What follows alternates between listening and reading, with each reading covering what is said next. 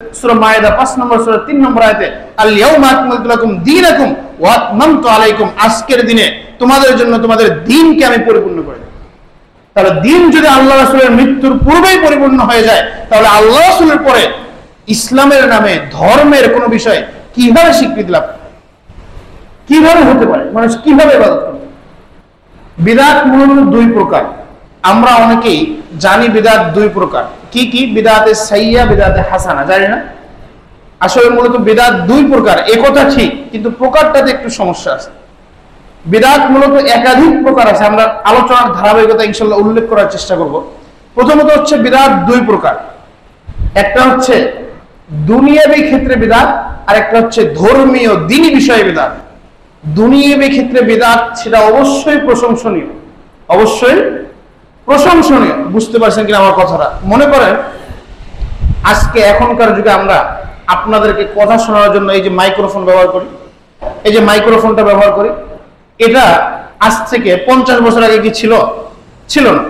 তাহলে এটা যিনি তৈরি করেছেন তিনি অবশ্যই প্রশংসার যোগ্য। অবশ্যই কিসের যোগ্য? প্রশংসার যোগ্য। এটা কিন্তু তৈরি করা হয়েছে, এটাও একটা বিদআত, কিন্তু এটা দুনিয়াবী ক্ষেত্রে, মানে নতুন ভাবে তৈরি করা। তাহলে এই দুনিয়াবী ক্ষেত্রে কোনো জিনিস যদি নতুন ভাবে উদ্ভাবন করা হয়, তৈরি করা হয়, এটা অবশ্যই প্রশংসার যোগ্য। সেটা যে কোনো ক্ষেত্রে হোক। অনেকে দেখবেন যে বলা হয় যে ফ্যান, লাইট, এন তেন, এগুলো তো বিদআত বলে না? এগুলো আসলে মূর্খতার, জাহিলিয়াত ছাড়া আর কিছুই। দুনিয়াবী ক্ষেত্রে এবং দ্বীনি ক্ষেত্রে আপনাকে দুইটা পার্থক্য বুঝতে হবে। তাহলে দুনিয়াবী ক্ষেত্রে যেই সমস্ত বিষয় নতুন আবিষ্কার করা হয়, এগুলো অবশ্যই প্রশংসার যোগ্য। এবং আল্লাহ রাব্বুল আলামিন সূরা বাকারার 28 এবং 29 নম্বর আয়াতে বলছেন যে হুয়াল্লাযী খালাকা লাকুম মা ফিল আরদি জামিআ, এই পৃথিবীতে যা কিছু আছে সবকিছু তোমাদের জন্য সৃষ্টি করা হয়েছে। তাহলে যা কিছু আপনি আমি ব্যবহার করি সবই আমাদের জন্য আল্লাহ রাব্বুল আলামিন সৃষ্টি করেছেন। এটা অবশ্যই প্রশংসার যোগ্য। যদি কেউ নতুন কোনো বিষয় উম্মার জন্য, মানুষের জন্য তৈরি করে, সেটাতে মানুষ উপকার গ্রহণ করে, এটা অবশ্যই প্রশংসার বিষয়। তাহলে দ্বীনি ক্ষেত্রে একটা, দুনিয়াবী ক্ষেত্রে একটা, পার্থক্য বুঝতে হবে এখানে। তাহলে দুনিয়াবী ক্ষেত্রে এটা অবশ্যই প্রশংসার যোগ্য। দ্বীনি ক্ষেত্রে বিদআত এটা অবশ্যই নিন্দনীয়, অবশ্যই নিন্দনীয়, ঘৃণিত। আবার এই দ্বীনি ক্ষেত্রে বিদআত দুই প্রকার। আমরা যেটা জানি যে বিদআতে সাইয়্যা, হাসানা, এটা না। মুহাদ্দিসদের ভাষায় বিদআত দুই প্রকার। মুহাদ্দিসদের ভাষায় বিদআত কয় প্রকার? দুই প্রকার। অনেকে আবার বলে যে বিদআতের কোনো প্রকার নেই। না, বিদআতের প্রকার আছে। দেখেন, বিদআত দুই প্রকার মুহাদ্দিসদের ভাষায়। একটা হচ্ছে বিদআতে মুকাফফারা, আর একটা হচ্ছে বিদআতে মুফাসসাকা। মুকাফফারা হচ্ছে এমন বিদআত যেই বিদআত করলে আপনি কাফের হয়ে যেতে পারেন, আপনাকে কাফেরে পরিণত করতে পারে, এই বিদআত বলা হয় বিদআতে মুকাফফারা। এই বিদআতটা কি? এটা হচ্ছে আকীদাগত বিদআত। এটা কি বিদআত? আকীদাগত বিদআত। একটা দৃষ্টান্ত, একটা উদাহরণ আপনাদের সামনে দিই।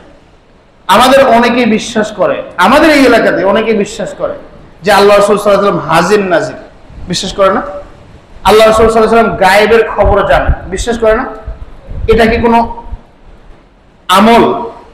সালাত আদায় করে, এটাও একটা আমল, কিন্তু এটা বিশ্বাসগত আমল। এটা অঙ্গ প্রত্যঙ্গ দিয়ে করতে হয় এমন কোন আমল না। সালাত, সিয়াম, হজ, যাকাত এরকম কোন আমল না, কিন্তু এটা বিশ্বাসগত আমল। তাহলে যারা এই বিশ্বাসটা করে যে আল্লাহ রাসূল গায়েব জানে, অথচ আল্লাহ রাব্বুল আলামিন বলেন ওয়াইনদাহু মাফাতিহুল গায়ব লা ইয়ালামুহা ইল্লাহু, গায়েবের চাবিকাঠি একমাত্র আল্লাহ রাব্বুল আলামিনের হাতে, তিনি ছাড়া আর কেউ এটা জানেন না। তাহলে যারা বিশ্বাস করে যে আল্লাহ রাসূলও গায়েব জানে, তাহলে তারা কি বিষয়ে বিদআত করলো? আকীদাগত বিষয়। কি বিষয়ে? আকীদাগত বিষয়। আবার যারা বিশ্বাস করে আল্লাহ রাসূল হাজির নাজির, এজন্য মিলাদ পড়ার সময় দাঁড়িয়ে যায় না, সম্মানের খাতিরে। তাহলে যারা এটা বিশ্বাস করে, তাহলে এটা কি বিষয় বিদআত? আকীদাগত বিষয় বিদআত। এই বিদআতের নাম হচ্ছে বিদআতে মুকাফফারা। অর্থাৎ এই বিদআত আপনাকে কাফের পর্যন্ত নিয়ে যেতে পারে, আপনার ঈমান শেষ করে দিতে পারে। মুকাফফারা। দ্বিতীয় যে প্রকার বিদআতটা, সেটা হচ্ছে বিদআতে মুফাসসাকা। অর্থাৎ যেই বিদআতের কারণে আপনি ফাসিক হতে পারেন। কবিরা গুনাহ করলে যেমন ফাসিক হয়, ঠিক তদ্রূপ আপনি ফাসিক হতে পারেন। তাহলে আল্লাহ রাসূল সাল্লাল্লাহু আলাইহি ওয়াসাল্লাম যে বললেন যে বিদআত, সব বিদআতই ভ্রষ্ট, তাহলে আপনি এই দুই প্রকার বিদআতকে সামনে রেখে আল্লাহ রাসূলের হাদিসকে নিয়ে আসেন, দেখবেন দুই প্রকার বিদআতই ভ্রষ্ট। ভ্রষ্ট না? মুকাফফারা বিদআত কি ভালো? যেটা আপনাকে কাফের বানাতে পারে, মুফাসসাকা বিদআত, যেটা আপনাকে কবিরা গুনাহধারী বানাতে পারে, আপনি অন্যায়কারী বলে সাব্যস্ত হবেন, এটা কি ভালো? তাহলে আল্লাহ রাসূল বলেন যে সব বিদআতেই ভ্রষ্ট। তাহলে কি সব বিদআতেই ভ্রষ্ট হলো না? আল্লাহ রাসূলের হাদিস এই প্রকারের সাথে কোনো সাংঘর্ষিক নেই। এখন আসেন, যারা বলে যে বিদআত মূলত দুই প্রকার, একটা হচ্ছে বিদআতে হাসানা, বিদআতে সাইয়্যা, তাদের জন্য সতর্ক বার্তা। এটা আমি বলিনি, ইমাম মালিকের বার্তা। ইমাম মালিক বলেছেন রাহিমাহুল্লাহ, আল্লাহ তাকে জান্নাতের উচ্চ মাকাম দান করুন, আল্লাহুম্মা আমিন। ইমাম মালিক নাম শুনেননি? মালিকি মাযহাবের ইমাম, যার নামে মালিকি মাযহাব প্রচলিত আছে এখন বিশ্বে। তার জন্ম হচ্ছে 94 হিজরিতে, মৃত্যু হচ্ছে 159 হিজরিতে। জন্ম কত হিজরিতে? 94 হিজরিতে, মৃত্যু কত? 159 হিজরিতে। আল্লাহ রাসূল মৃত্যুবরণ করেন কত হিজরিতে? 11 হিজরিতে। কত হিজরিতে? 11 হিজরিতে। ইমাম মালিক জন্ম কত হিজরিতে? 94 হিজরিতে। তার মানে প্রায় আল্লাহ রাসূলের জন্মের 80-90 বছর পরে তার জন্ম, ইমাম মালিকের জন্ম। তিনি বলছেন, যারা বলে যে বিদআতে হাসানা, বিদআতে সাইয়্যা, একটা হচ্ছে প্রশংসনীয় বিদআত, ভালো বিদআত, আর একটা হচ্ছে অপছন্দনীয় বিদআত, ঘৃণিত বিদআত, এই দুই প্রকারকে যারা ভাগ করে, তাদের জন্য ইমাম মালিকের সতর্কবার্তা। ইমাম মালিক রাহিমাহুল্লাহ বলছেন, ইমাম শাতিবির বিখ্যাত গ্রন্থ আল ইতিসাম, বিদআতের বিরুদ্ধে এবং বিদআতীদের বিরুদ্ধে যিনি কঠোর ভাষায় বই লিখেছেন, আল ইতিসাম একটা গ্রন্থ। এই বইয়ের 35 নম্বর পৃষ্ঠার 2 নম্বর প্যারাতে ইমাম শাতিবি উল্লেখ করেছেন ইমাম মালিকের বক্তব্য রাহিমাহুল্লাহ। তিনি বলছেন, মান ইবতাদা ফিল ইসলামি বিদআতান, যে ব্যক্তি ধর্মে, ইসলামে কোন বিদআত তৈরি করলো, ইয়ারাহা হাসানাতান, অথচ সে সেটাকে মনে করে হাসানা, সে সেটাকে কি মনে করে? হাসানা, ভালো বিদআত মনে করে। কথা মনে বুঝতে পারেননি? মানে যারা মনে করে যে বিদআত দুই প্রকার, কয় প্রকার? বিদআতে সাইয়্যা, বিদআতে হাসানা, মানে হাসানা বিদআত, ভালো বিদআত, তাদের জন্য ইমাম মালিক বলছেন যে মান ইবতাদা ফিল ইসলামি বিদআতান, যে ব্যক্তি ধর্মে, ইসলামে নতুন কোন বিষয় তৈরি করে, নতুন কোন ইবাদত, নতুন কোন বিশ্বাস তৈরি করে, ইয়ারাহা হাসানাতান, আর সে সেটাকে হাসানা মনে করে, হাসানা বিদআত মনে করে, ভালো বিদআত মনে করে, ইমাম মালিক বলছেন ফাকাদ যাইমা আন্না মুহাম্মাদান সাল্লাল্লাহু আলাইহি ওয়াসাল্লাম খানার রিসালাতা, সে ব্যক্তি যেন, সে জাতি যেন বিশ্বাস করলো, সে জাতি যেন এই বিশ্বাস করে, এটা ধারণা করে যে মুহাম্মদ সাল্লাল্লাহু আলাইহি ওয়াসাল্লাম খেয়ানত করেছে। নাউজুবিল্লাহ। মুহাম্মদ সাল্লাল্লাহু আলাইহি ওয়াসাল্লামের উপর যে রিসালাতের দায়িত্ব দেওয়া হয়েছিল, এই রিসালাতের দায়িত্বে তিনি খেয়ানত করেছেন। মুহাম্মদ সাল্লাল্লাহু আলাইহি ওয়াসাল্লাম হচ্ছে একজন খেয়ানতকারী। নাউজুবিল্লাহ। বুঝতে পারেননি মনে হয় বিষয়? মানে কোন ব্যক্তি যদি বিশ্বাস করে যে বিদআত হচ্ছে হাসানা, বিদআত হচ্ছে হাসানা, ভালো বিদআতও হতে পারে, তাহলে সে কি বিশ্বাস করলো? ইমাম মালিক বলছেন সে বিশ্বাস করলো যে মুহাম্মদ সাল্লাল্লাহু আলাইহি ওয়াসাল্লাম আল্লাহর রাসূল, সে হচ্ছে একজন খেয়ানতকারী।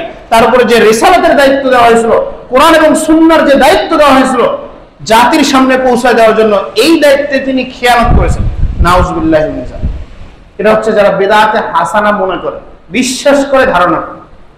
ইমাম মালিক তারপরে বলছেন ফামা লাম ইয়াকুন ইয়াউমাইজিন দীনান ফালা ইয়াকুন ইয়াউমাইজিন দীনান, সুতরাং বিশ্ববাসী, বিশ্বের উম্মাহ, তোমরা শুনে রাখো, ফামা লাম ইয়াকুন ইয়াউমাইজিন দীনান, আল্লাহ রাসূল 11 হিজরিতে মৃত্যুবরণ করেছেন।